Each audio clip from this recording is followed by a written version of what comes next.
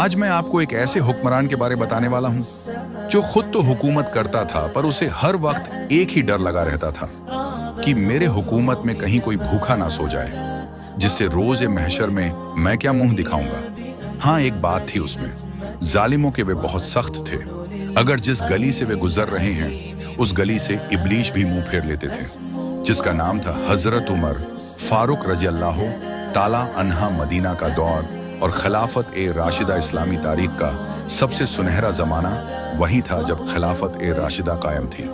रसूलुल्लाह के विसाल के बाद पहले खलीफा हजरत अब्बू बकर सिद्दीक रजी अनहु बने और फिर उनके बाद हजरत उमर बिन खत्ताब रजी अनहु इस्लामी हुकूमत के अमीरुल मोमिनीन बने।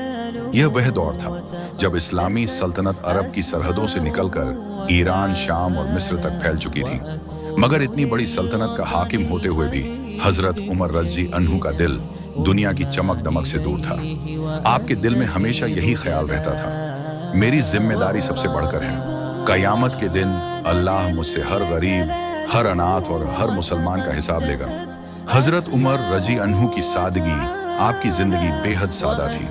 ना कोई शाही ताज, ना सोने चांदी की कुर्सियां, बल्कि आप अक्सर फटे पैबंद लगे कपड़े पहनते और रात दिन सोचते रहते कि कहीं किसी मुसलमान पर मेरी गलती से जुल्म न हो जाए। अक्सर कहते, अगर फरात नदी के किनारे कोई कुत्ता भी भूख से मर गया तो उमर से पूछा जाएगा। यानी इतना बड़ा एहसास ए जिम्मेदारी सिर्फ एक इंसान के दिल में था।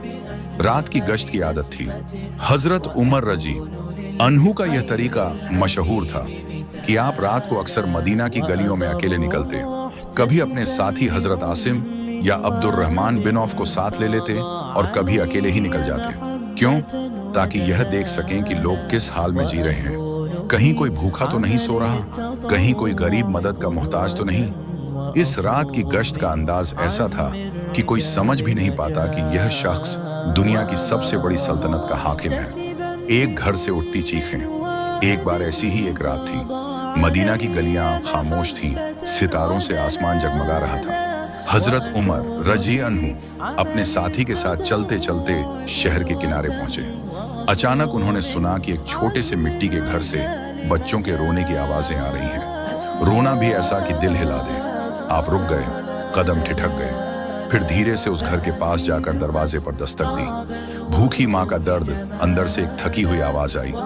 हजरत उमर रजी अनहु ने कहा, बहन, बच्चों के रोने की आवाज आ रही है, क्या माजरा है? औरत ने कहा, क्या बताऊं अजनबी, ये मासूम भूखे हैं। 3 दिन से ढंग का खाना नहीं मिला।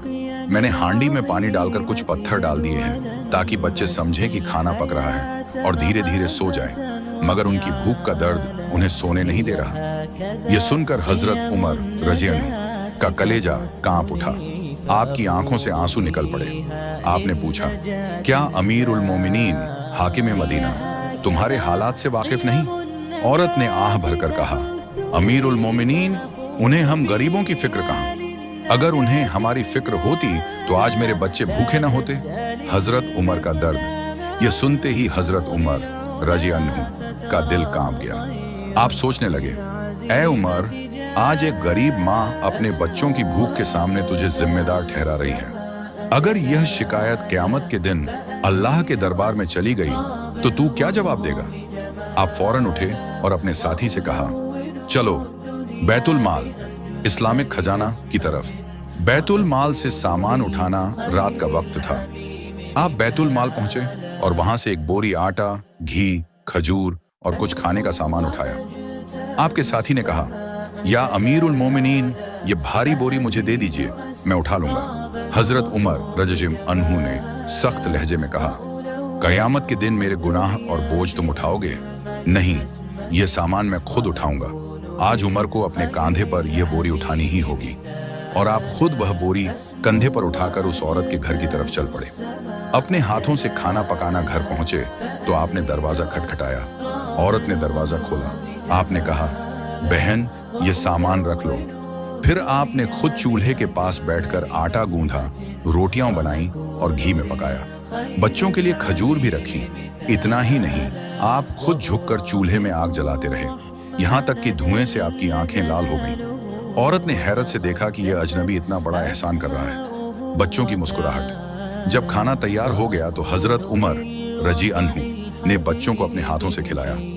भूखे बच्चे रोटी और खजूर खाकर खिलखिलाने लगे। उनकी हंसी सुनकर माँ की आंखों में आंसू आ गए। वह बार बार दुआ देती, अल्लाह तुझे जन्नत में जगह दे ऐ नेक इंसान, तूने आज मेरे बच्चों की जान बचा ली।